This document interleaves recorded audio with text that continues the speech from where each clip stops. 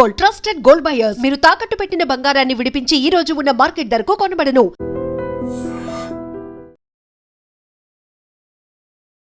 Nizamabad mayor మీద ఉత్కంఠ ఉండింది మనందరికీ తెలిసిందే. ఎందుకంటే ధర్మపురి అరవింద్ కూడా మేము ఎవరిని కొనబోం అన్నటువంటి మాట చెప్పారు.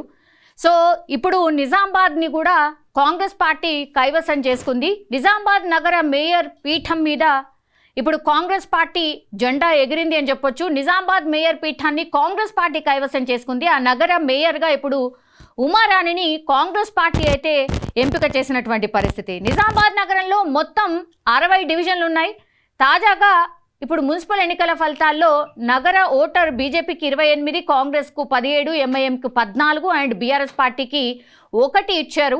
అయితే మేయర్ పీఠం దక్కాలంటే మ్యాజిక్ ఫిగర్ 31 రావాల్సి ఉంటే మ్యాజిక్ ఫిగర్కి 3 అడుగుల దూరంలో బీజేపీ ఆగిపోయింది. సో అందుకని ఇప్పుడు అటు బీఆర్ఎస్ కానీ లేదంటే కాంగ్రెస్ కానీ వాళ్ళకు ఉన్నటువంటి సభ్యులు అట్లాగే ఎక్స్ అఫిషియో ఓట్లని కలిపి మొత్తంగా మ్యాజిక్ ఫిగర్కి చేరుకోవడంతో ఇప్పుడు నిజామాబాద్ మేయర్ పీఠం కాంగ్రెస్ అయితే కైవసం చేసుకుంది. నాటకీయ పరిణామాల మధ్య అయితే ఈ ఎన్నిక జరిగింది అని చెప్పొచ్చు. ఎందుకంటే మొన్న రిజల్ట్స్ వచ్చినప్పటి నుంచి కూడా నిజామాబాద్లో ఎవరు మేయర్ పీఠాన్ని దక్కించుకోబోతున్నారు అనేటువంటిది అతిపెద్ద చర్చ జరిగింది. కానీ క్లియర్ కట్గా బీజేపీ పూర్తిగా లీడ్ చేసినటువంటి ధర్మపురి అరవింద్ మాత్రం మేము ఎవరిని కొనబోం, మాకు అవసరం లేదు, మేము మేయర్ పీఠం కోసం పాకులాడం అనేటువంటి మాట స్పష్టంగా చెప్పిండ్రు. అండ్ ఈరోజు కూడా ఈ మేయర్కి సంబంధించిన ఎన్నిక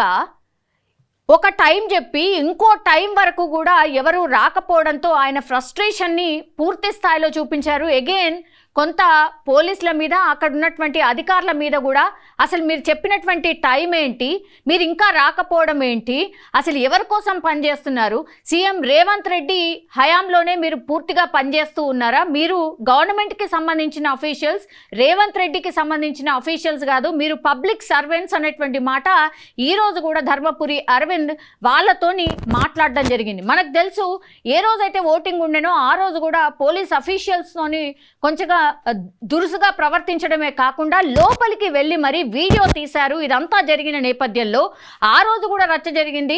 ధర్మపురి అరవింద్ మీద ఎన్నికల కమిషన్ కొంత సీరియస్ అవ్వడమే కాకుండా ఆయన మీద కేసు కూడా నమోదైన పరిస్థితి. అగైన్ ఈరోజు మళ్ళా కూడా ఆయన ఫ్రస్ట్రేషన్ని చూపించారు. ఈ అక్కడ జరుగుతున్నటువంటి ప్రక్రియ సజావుగా సాగట్లేదు, మీరు టైం చెప్పింది ఎంత, ఇంకా కూడా రాకపోవడం ఏంటి అనేది కూడా కొంత ఆగ్రహాన్ని వ్యక్తం చేశారు అక్కడ ఉన్నటువంటి అఫీషియల్స్. సో ఎట్టకేలకి ఈ నాటకీయ పరిణామాలు అన్నీ దాటుకొని ఇప్పుడు నిజామాబాద్ పూర్తిగా నిజామాబాద్ కాంగ్రెస్ కైవసం చేసుకుంది అని చెప్పొచ్చు. నిజామాబాద్ మేయర్ కూడా కాంగ్రెసే కైవసం చేసుకుంది. మొన్నటి వరకు కూడా మనకు తెలుసు ఎవరైతే మేయర్ అభ్యర్థిగా ఉండేనో ఆమె ఏకంగా ఓడిపోవడం, ఆ తర్వాత ఒక రకంగా లక్కీ ఛాన్స్ ఇప్పుడు ఉమారాణి అనే మహిళను వరించడం అయితే జరిగింది. ఇక్కడ జనరల్ అభ్యర్థికి రిజర్వ్ కావడం అండ్ ఇప్పుడు ఉమారాణి కూడా బీసీ కావడం అండ్ కాంగ్రెస్ పార్టీ బీసీకి పెద్ద పీట వేస్తుంది అని చెప్పడానికి కూడా ఇప్పుడు ఉమారాణికి కూడా మేయర్ పీఠం కట్టబెట్టినట్టు కాంగ్రెస్ పార్టీ అనేటువంటిది పూర్తి స్థాయిలో నిరూపించుకునే ప్రయత్నం కూడా నిజామాబాద్లో మనకైతే కనిపించింది. సో నిజామాబాద్ ఇప్పుడు పూర్తి స్థాయిలో కాంగ్రెస్ కైవసం చేసుకుంది. మేయర్ పీఠం మీద ఇప్పుడు కాంగ్రెస్కి సంబంధించిన అభ్యర్థి మేయర్గా ఎన్నుకోబడ్డారు.